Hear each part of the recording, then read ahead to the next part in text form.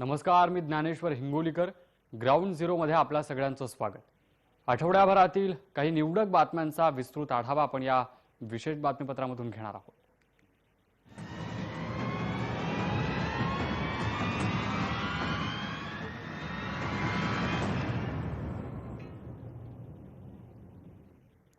राज्यामध्ये सध्या म्युकरमायकोसिसचे 1500 पेक्षा जास्त रुग्ण असल्याची माहिती आरोग्यमंत्री राजेश टोपे यांनी दिली. राज्यात कोरोना रुग्णांच्या संख्येत काहीशी घट झाल्याचं पाहायला मिळत असलं तरी रुग्णवाढ आणि मृत्यूचं प्रमाण चिंताजनक आहे. त्यातच आता म्युकरमायकोसिस अर्थात काळी बुरशी या आजारानं महाराष्ट्रात शिरकाव केला. ज्या लोकांची रोगप्रतिकार शक्ती विविध कारणांमुळे कमी झाली, तसेच ज्या रुग्णांच्या रक्तात आयर्न म्हणजेच फेरिटिनचं प्रमाण जास्त आहे, अशा रुग्णांना म्युकरमायकोसिसचा धोका अधिक असल्याचं आरोग्यमंत्र्यांनी सांगितलं. केंद्रीय आरोग्यमंत्री डॉक्टर हर्षवर्धन यांच्यासोबत 6 राज्यांच्या आरोग्यमंत्र्यांची व्हिडिओ कॉन्फरन्सिंगद्वारे बैठक पार पडली. या आजाराबाबत केंद्र सरकारकडे महत्त्वाच्या 3 मागण्या आरोग्यमंत्री राजेश टोपेंनी केलेल्या आहेत.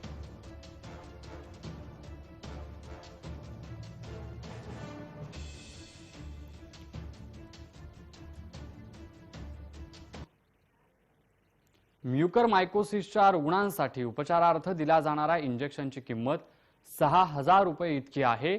या औषधाचा तुटवडा आहेच आणि काही ठिकाणी काळा बाजार सुद्धा केला जातोय. या औषधावर नियंत्रण ठेवणं गरजेचं असल्याचं आरोग्यमंत्री राजेश टोपेंनी देखील आवाहन करताना म्हटलं. म्यूकरमाइकोसिस का जो एक असर दिख रहा है, करीबन 1500 लोग हैं आज पूरे महाराष्ट्र में, और उसके लिए एम्फोटेरेसिन बी जो इंजेक्शंस लगते हैं वो काफ़ी महंगे हैं. मैंने उनको कहा है कि national pharma pricing authority NPPA, ये गवर्नमेंट ऑफ इंडिया के अधिकार में आने वाली संस्था है. उन्होंने इसकी प्राइसिंग यानी MRP कम करना चाहिए. इस्रायलनं गाझा सीमेवर रणगाडे आणि सैन्य तैनात केलं. पॅलेस्टाईन सोबतचा संघर्ष अजूनही सुरूच असल्यानं जमिनीवरूनही हल्ले सुरू करावेत का याचा विचार करण्यात येतोय. गुरुवारी देखील दिवसभर पॅलेस्टाईन कट्टरवादी आणि इस्रायलमधला संघर्ष सुरू होता. पॅलेस्टाईन कट्टरवाद्यांनी रॉकेटचा मारा केला तर इस्रायलच्या सैन्यानंही त्याला हवाई हल्ल्यानं प्रत्युत्तर दिलं. या हल्ल्यांमुळे गाझामध्ये आतापर्यंत 100 पेक्षा जास्त लोक मारले गेले. इस्रायलमध्ये 7 जणांचा मृत्यू झाला. इस्रायलमध्ये ज्यू आणि अरब गटांमध्येही दंगली सुरू आहे. यामुळे देशांतर्गत यादवी युद्ध पेटण्याची शक्यता असल्याचा इशारा राष्ट्रपतींनी दिला. ही अंतर्गत अशांतता मिटवण्यासाठी संरक्षण मंत्री बेनी गॅट्स यांनी सुरक्षा यंत्रणांची मोठी कुमक तैनात केलेली आहे. आतापर्यंत 400 पेक्षा जास्त जणांना अटक करण्यात आली आहे. तर गुरुवारी इस्रायलनं गाझा सीमेजवळ पायदळाच्या 2 तुकड्या आणि 1 सशस्त्र दल तैनात केलं. यासोबतच सैन्याच्या राखीव दलातल्या 7000 जणांना बोलावून घेण्यात आल्याचं देखील वृत्त आहे. हा संघर्ष सध्या हवाई हल्ल्यांद्वारे होतोय आणि जमीन पातळीवरून देखील हल्ले सुरू करायचे का याविषयीचा निर्णय अजून झालेला नाही. गेले 4 दिवस इस्रायलमध्ये सुरू असलेला संघर्ष हा 2014 पासूनचा सर्वात भयानकचा संघर्ष असल्याचं कळतंय. पूर्व जेरुसलेममध्ये इस्रायली आणि पॅलेस्टाईन गटांमध्ये झालेल्या झटापटींपासून याला सुरुवात झाली होती. त्याचं रूपांतर पॅलेस्टाईनकडून होणारा रॉकेटचा मारा आणि इस्रायली हवाई हल्ल्यांमध्ये झालेला आहे.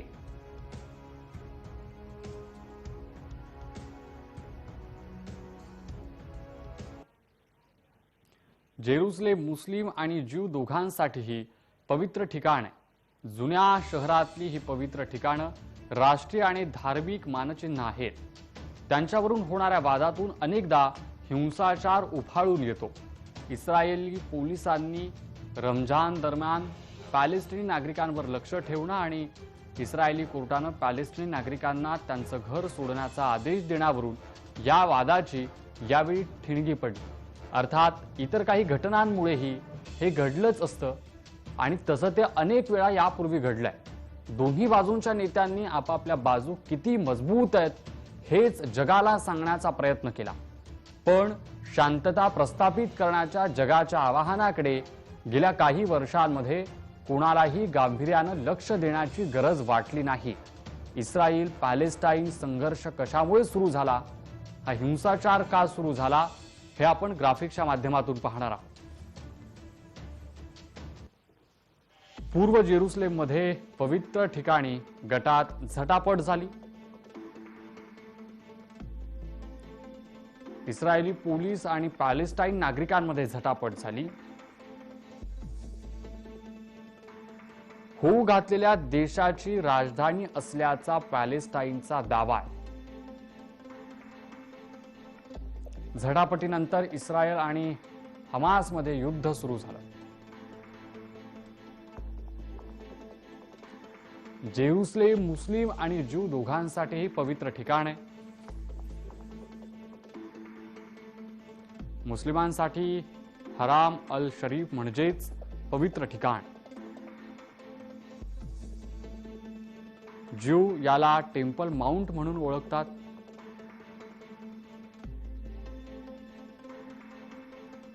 इस्रायलच्या अरब बहुल शेख जराह भागातून पोलीस हटविण्याची मागणी केली जाते.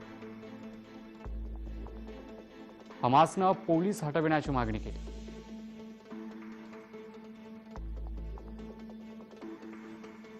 पॅलेस्टाईन कुटुंबांना ज्यू नागरिक हुसकावत असल्यावरून वाद सुरू आहे. जेरुसलेम मधला पूर्व भाग हा आमचाच असल्याचं म्हटलं जात आहे.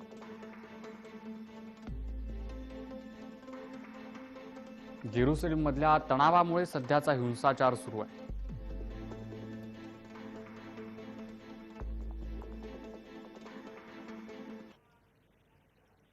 फौदा वेब सिरीज ही 3 सीझनची एक हिब्रू सिरीज आहे, जी इंग्रजीमध्ये उपलब्ध आहे. ही एक स्पाय थ्रिलर सिरीज आहे. इस्रायल पॅलेस्टाईन संघर्षावर आधाराची ही सिरीज, इस्रायलच्या काही गुप्त कारवायांवर ही सिरीज आधारित आहे. इस्रायलच्या गुप्तहेर खात्यात काम करणाऱ्या एका युनिटची ही गोष्ट, इस्रायल आणि पॅलेस्टाईन यांच्यात असलेलं वैर आणि एकंदर इस्रायलच्या इतिहासाची याला पार्श्वभूमी आहे. ॲक्शन सिक्वेन्सनं भरलेली ही सिरीज हिब्रू जरी असली तरी ही सिरीज एकदा बघायला सुरू केली की थांबणं मुश्किल आहे. फौदा वेब सिरीज सीझन 4 सुद्धा आता प्रेक्षकांच्या भेटीला येणार आहे. इस्रायल पॅलेस्टाईन संघर्ष जो आहे तो अत्यंत टोकाला गेला असताना फौजा वेब सिरीज सीझन 4 पाहणं खूप उत्सुकतेचं ठरेल.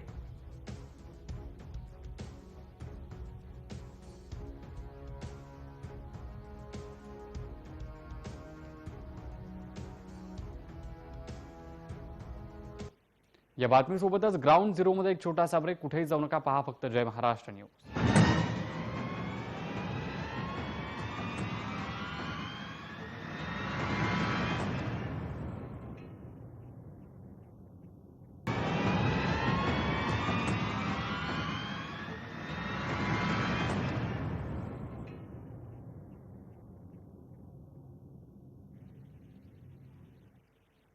ग्राउंड झिरो मध्ये ब्रेक नंतर तुम्हा सगळ्यांचं पुन्हा एकदा स्वागत. गाजावर हमासचा ताबा आहे. जेरुसलेम मधल्या अल अक्सा मशिदीचं आपण इस्रायली आक्रमकपणा आणि दहशतवादापासून संरक्षण करायचा प्रयत्न करत असल्याचं हमासनं म्हटलंय. हमास या कट्टरवादी गटानं गेल्या काही वर्षांमध्ये पहिल्यांदाच जेरुसलेमच्या दिशेनं रॉकेट्स डागत मर्यादेचं उल्लंघन केलं असल्याचा इस्रायलचा दावा आहे. इस्रायलचे पंतप्रधान बेंजामिन नेतन्याहू यांनी तसा दावा केला होता. इस्रायलनं जेरुसलेमचा पूर्व भाग 1967 साली आपल्या ताब्यात घेतला होता आणि संपूर्ण शहर आपल्या मालकीचं असल्याचा त्यांचा दावा आहे. पण बहुतांश देशांना हा दावा मान्य नाही. दुसरीकडे पॅलेस्टाईन लोक स्वतंत्र देशाची आशा करत आहेत. ईस्ट जेरुसलेम ही त्या देशाची राजधानी असेल असं त्यांना वाटतंय.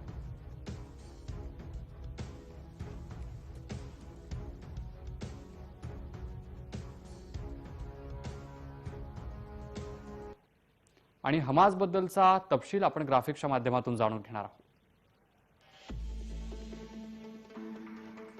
हमास एक पॅलेस्टाईन राजकीय संस्था आणि दहशतवादी गट आहे.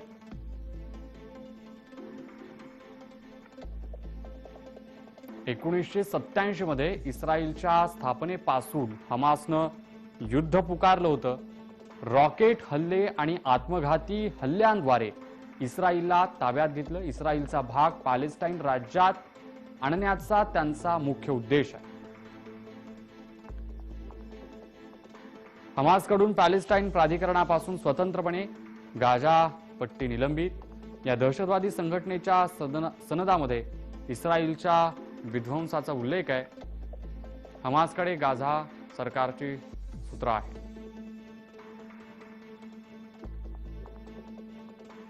वेस्ट बँक आणि गाझावरील हमासची पकड मजबूत आहे। हमासने 1990 ते 2000 दरम्यान इस्रायलवर आत्मघातकी हल्ले केले।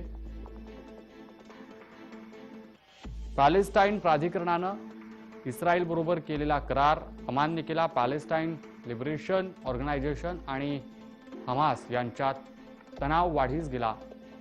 हमासचा इस्रायलला एक देश म्हणून मान्यता देण्यास विरोध आहे। 2008 मध्ये दोघांमध्ये शांतता करार झाला। हा शांतता करार बराच काळ टिकला नाही।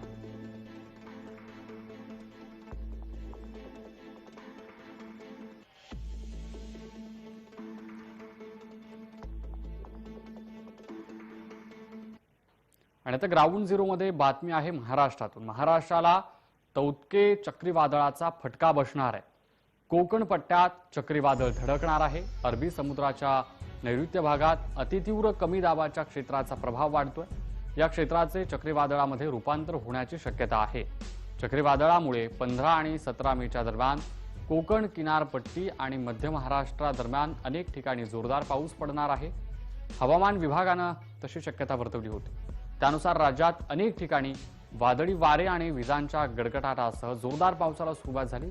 सिंधुदुर्ग, यवतमाळ, चंद्रपूर, पिंपरी, हिंगोलीसह वर्धा जिल्ह्यातही पावसाला सुरुवात झाली। अवकाळी पावसामुळे शेतीचं नुकसान झालं। मुंबई, ठाणे, पालघरमध्ये पावसाची शक्यता वर्तवली जाते।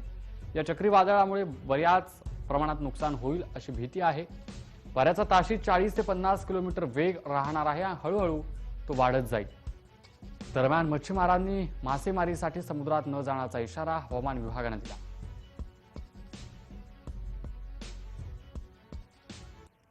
लक्षद्वीपच्या जवळ अरेबियन सी मध्ये एक कमी दाबाचं क्षेत्र निर्माण झालं होतं आणि ते आता अजून तीव्र होऊन त्याचं 24 तासामध्ये सायक्लॉनिक स्टॉर्म मध्ये रूपांतर होईल। ह्या सायक्लॉनिक स्टॉर्मचं म्हणजे चक्रीवादळाचं नाव ताऊते असं असेल। ह्याचं नाव ब्रह्मदेशाने ठेवलेलं आहे। येत्या 15, 16 आणि 17 तारखेला महाराष्ट्राच्या कोकण किनारपट्टीला याचा मुख्यतः प्रभाव असेल। सोबतच मध्य महाराष्ट्राच्या काही डिस्ट्रिक्ट्समध्ये सुद्धा याचा प्रभाव दिसेल। तौत्के वादळाच्या पार्श्वभूमीवर देवगड बंदरामध्ये मच्छीमार नौका आश्रयाला आल्या। तौत्के वादळाच्या पार्श्वभूमीवर सर्वात सुरक्षित मानलं जाणारं देवगड बंदर आहे। या बंदराच्या आश्रयाला ह्या नौका आल्यात। फक्त कोकणातीलच बोटींनी देवगड बंदरामध्ये आश्रय घेतलाय। कोकणात येणाऱ्या चक्रीवादळाच्या पार्श्वभूमीवर देवगड बंदरात हजारो बोटी दाखल झाल्याचं पाहायला मिळतं।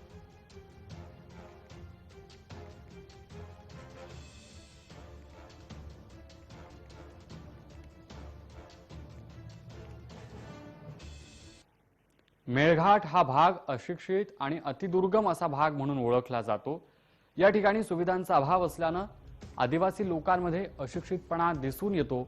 कोरोना काळात मेळघाटातील आदिवासी नागरिकांनी लसीकरणाकडे पाठ फिरवल्याचं चित्र आहे।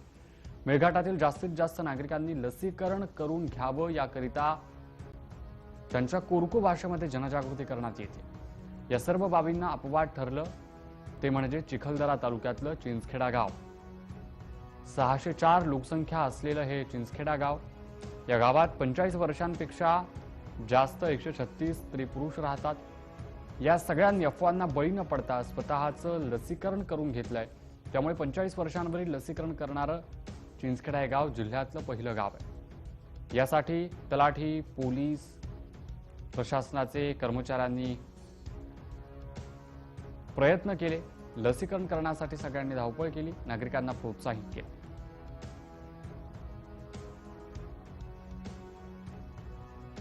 डॉक्टर आए और पटेल आए, उन्होंने बोला भाई लसीकरण का अपने को ये प्रोग्राम लेना है।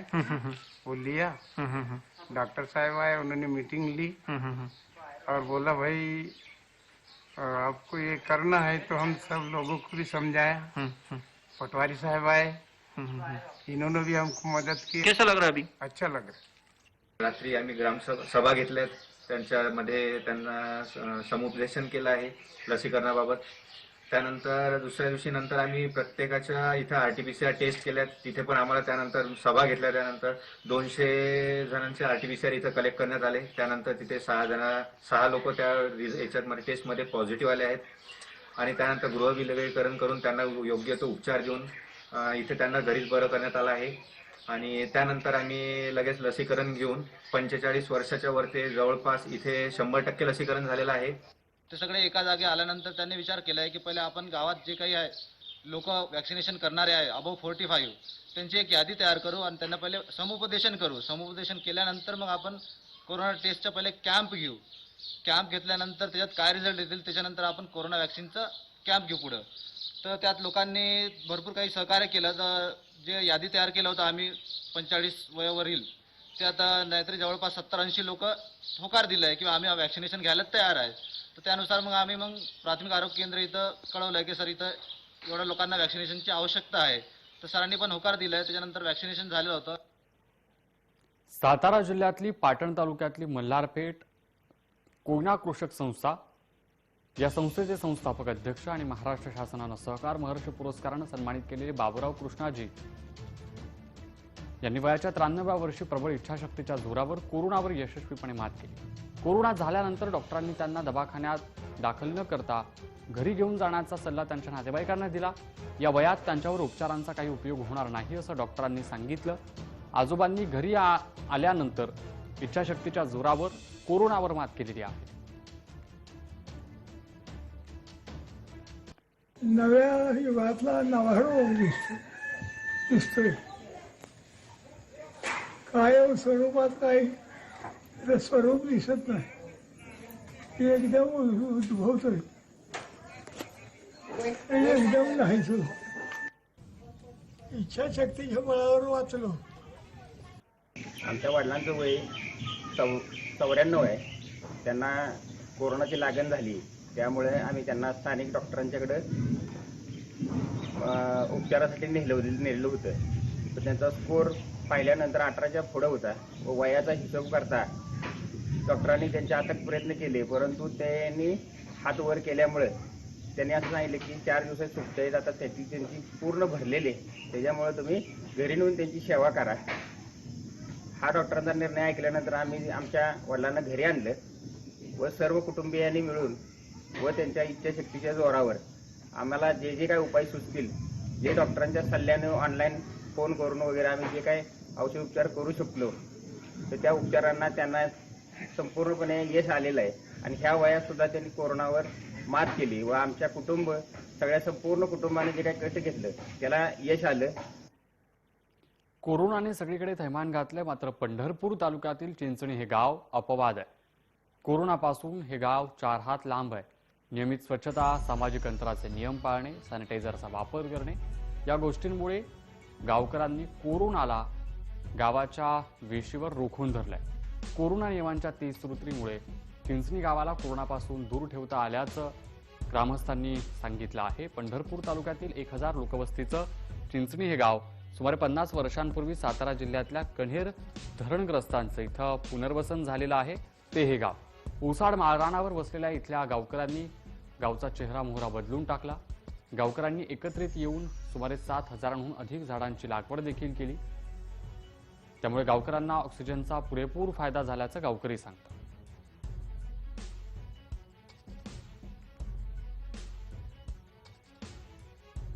या बातमीसोबतच ग्राउंड झिरोमध्ये वेळ झालेली आहे. इथेच थांबण्याची ताज्या बातम्यांच्या अपडेटसाठी पहा फक्त जय महाराष्ट्र न्यूज.